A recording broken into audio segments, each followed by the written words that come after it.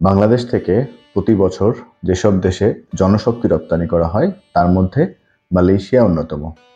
দেশটিতে 14 লাখেরও বেশি বাংলাদেশি শ্রমিক হিসেবে কাজ করেন। বাংলাদেশি এসব শ্রমিকরা মালয়েশিয়াতে যাওয়ার পর বিভিন্ন প্রতারণার শিকার হন। তাদের উপর শারীরিক নির্যাতনেরও অভিযোগ পাওয়া যায়। সম্প্রতি আমরা বিবিসিতে প্রকাশিত হওয়া একটা স্টোরি দেখতে পেলাম।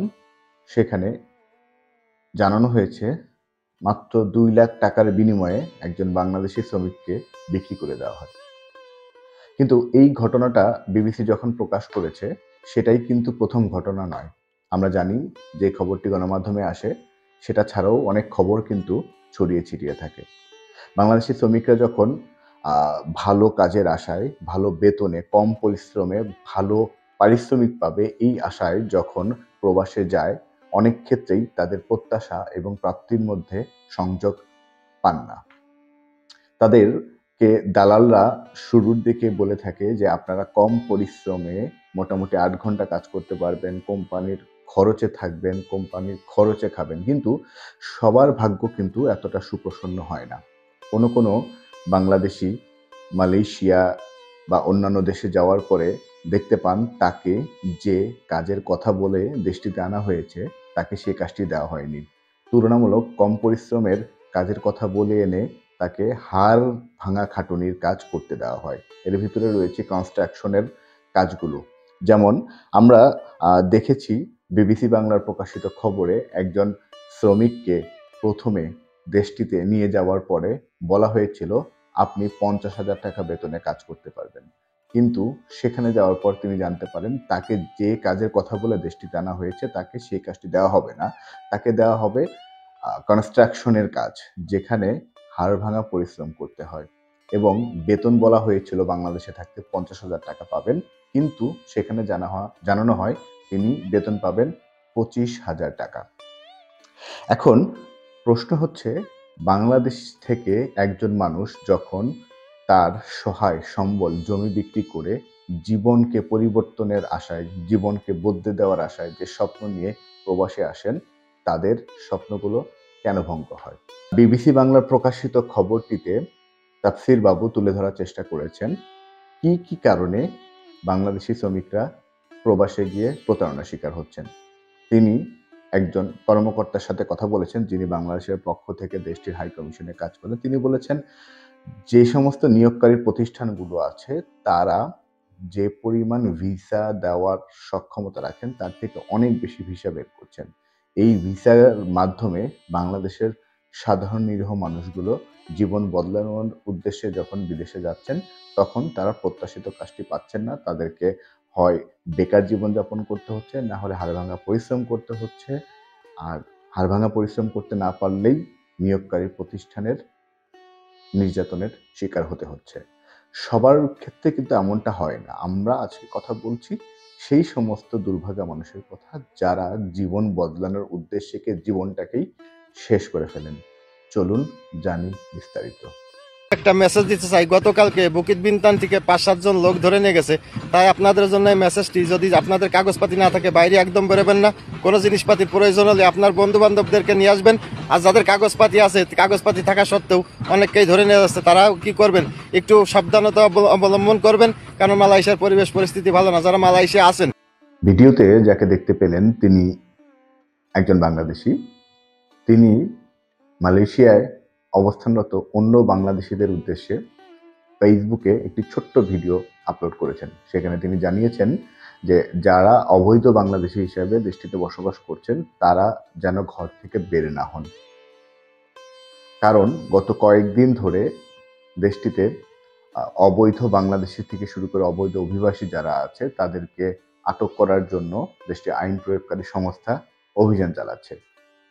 এরপর থেকেই মালয়েশিয়াতে অবস্থানকারী যে সমস্ত বাংলাদেশিদের সঠিক কাগজপত্র নেই তারা উৎকণ্ঠার মধ্যে আছেন। এখন কাগজপত্র না থাকার পেছনে শুধুমাত্র বাংলাদেশি ওই প্রবাসীরই যে শতভাগ দোষ আছে তা কিন্তু নয়, কারণ এমন অনেক ব্যক্তি আছেন যারা ভালো কাজের আশায় দেশটিতে গিয়েছিলেন, তাদেরকে অন্য কোনো কাজ জোর করে করানো হচ্ছে বা তার পাসপোর্টটি কেড়ে নিয়ে তাকে দিয়ে দুর্বিষহ নির্যাতন করা হচ্ছিল, তাকে দিয়ে কঠোর পরিশ্রম করানো হচ্ছিল। সেখান থেকে সে পালিয়ে অন্য জায়গায় গিয়ে অন্য কোনো কাজ করছিলেন। তিনি কিন্তু পাসপোর্ট করেই দেশটিতে গিয়েছিলেন, ভিসা লাগিয়ে দেশটিতে গিয়েছিলেন। কিন্তু পাসপোর্টটি তার কাছে না থাকার কারণে তিনি কিন্তু এখন অবৈধ অভিবাসী হিসাবে দেশটিতে বসবাস করছেন। বিবিসির প্রতিবেদনে তুলে ধরা হয়েছে কুষ্টিয়ার ভেড়ামারার মাসুম আলীর কথা। মাসুম আলী গত জানুয়ারি মাসে মালয়েশিয়াতে গিয়েছিলেন। প্রথম কয়েক মাস তিনি কাজ পাননি। এর মধ্যে একাধিক দালালের মাধ্যমে তিনি এক জায়গা থেকে অন্য জায়গায় গিয়েছিলেন। মালয়েশিয়া যাওয়ার ৩য় মাসে তিনি একটি কাজ পেয়েছিলেন।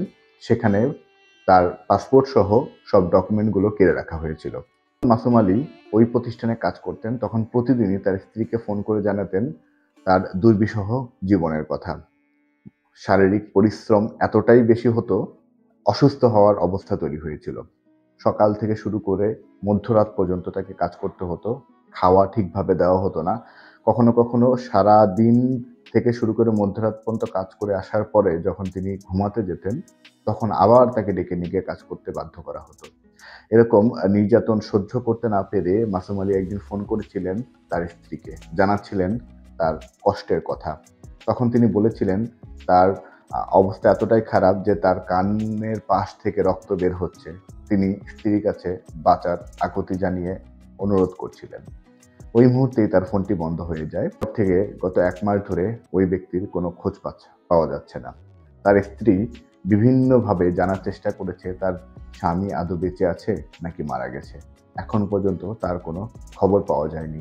চলুন এখন জানি মালয়েশিয়াতে গিয়ে একজন বাংলাদেশি প্রবাসী কিভাবে প্রতারণার শিকার হন। প্রথমত, একজন বাংলাদেশি প্রবাসী যখন মালয়েশিয়াতে যান তখন তিনি কাজ পান না। অর্থাৎ তাকে যে কাজের কথা বলে নিয়ে যাওয়া হয়, বাস্তবিক অর্থে গিয়ে দেখেন এরকম কোনো কাজ নেই। দ্বিতীয় কারণ, তাকে যদি কোনো কাজ দেওয়া হয় সেই কাজটি উনি পেয়ে থাকেন উনার সাথে চুক্তি হওয়া যে বেতন তার থেকে কমে। যেমন একজন ব্যক্তিকে যদি ৫০,০০০ টাকা চুক্তিতে দেশে থাকা অবস্থায় তার সাথে চুক্তি হয় যে আপনাকে যে কাজটি দেওয়া হবে তাতে আপনি বেতন পাবেন ৫০,০০০ টাকা। কিন্তু মালয়েশিয়ার মাটিতে যাওয়ার পর তাকে যে কাজটি দেওয়া হয় দেখতে পান যে তাকে বেতন দেওয়া হচ্ছে ২৫,০০০। তার সাথে যে চুক্তি হয়েছিল সেই চুক্তির থেকেও কম বেতন তাকে দেওয়া হয়। আরেকটি বড় কারণ আছে, সেটি হলো বাংলাদেশি প্রবাসীরা যখন মালয়েশিয়াতে পৌঁছায়, বিবিসির প্রতিবেদনে বলা হয়েছে মালয়েশিয়া পৌঁছানোর পরপরই এজেন্সির লোকেরা ভিসা প্রসেসিং এর কথা বলে তাদের থেকে পাসপোর্টটি নিয়ে নেন। কিন্তু সেই পাসপোর্টটি আর ফেরত দিতে চান না। একজন বাংলাদেশি প্রবাসীকে যারা কাজের জন্য সেখানে গিয়েছেন ৭০,০০০ থেকে ১,০০,০০০ টাকা খরচ করার পরই অনেক ক্ষেত্রে সেই পাসপোর্টগুলো দেওয়া হয়।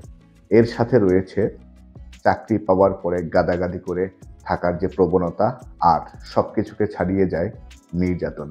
কঠোর পরিশ্রম করতে ব্যর্থ হওয়া কোনো মানুষ যখন তার অসামর্থ্যতার কথা জানায়, তখন তার উপর নেমে আসে ভয়াবহ নির্যাতন। কাজের সন্ধানে মালয়েশিয়ায় গিয়েছেন আব্দুল খালেক, যদিও তার নামটি ছদ্মনাম। বিবিসি বাংলা তার নাম পরিচয় গোপন রাখার স্বার্থে এই ছদ্মনামটি ব্যবহার করেছে। বিবিসি বাংলা বলছে আব্দুল খালেক বসবাস করেন কুয়ালালামপুরে।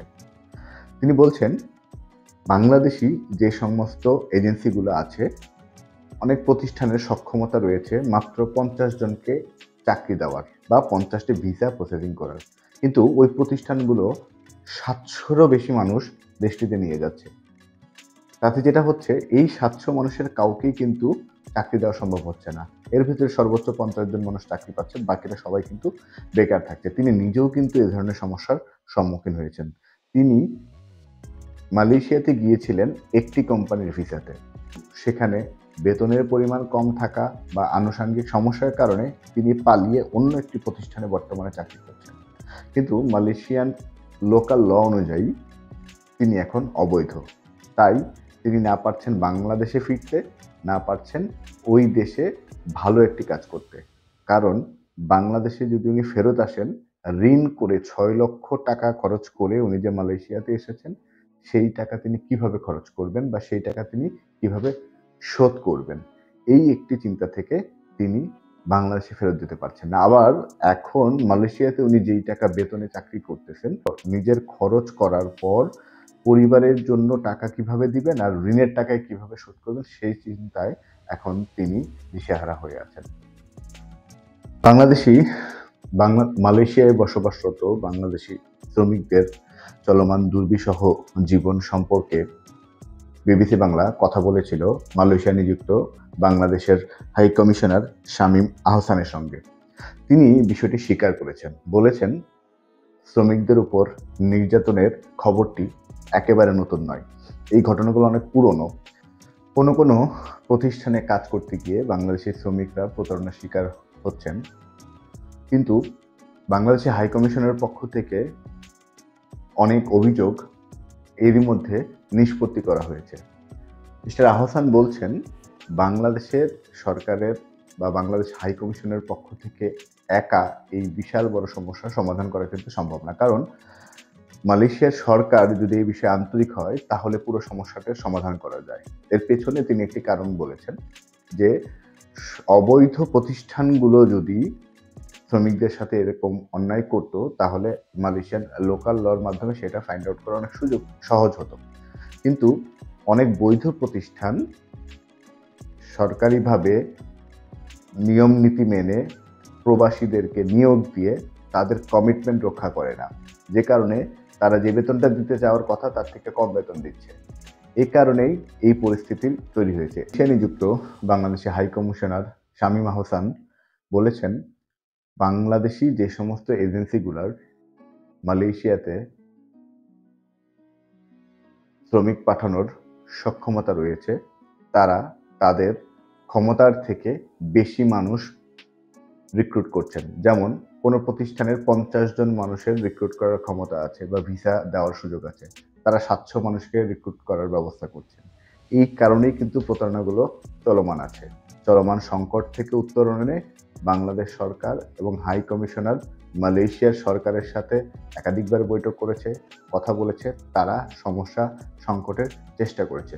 কিন্তু আমি যেটুকু বলতে চাই, আপনি যখন বিদেশে কাজ করতে যাবেন, যখন কাজ করতে যেতে চান, কোন প্রতিষ্ঠানের হয়ে কাজ করতে যেতে চাচ্ছেন, বাংলাদেশ সরকারের মাধ্যমে যদি যাওয়ার সুযোগ থাকে সেটাকে আপনি বেশি গুরুত্ব দিতে পারেন, বা আপনার কোনো রিলেটিভ যদি অন্য দেশে থেকে থাকে তার মাধ্যমে খোঁজ খবর নিয়ে যেই প্রতিষ্ঠানের গেলে আপনি ঠিকঠাক কাজ করতে পারবেন, আপনার শ্রমের মর্যাদা পাবেন, আপনার শ্রমের মূল্যায়নটা পাবেন, নিজের স্বপ্নকে নতুন করে সাজাতে পারবেন, শুধুমাত্র সেই প্রতিষ্ঠানেই যান। দেখুন, জানুন, বুঝুন, তারপরে বিদেশে যান। ধন্যবাদ সবাইকে।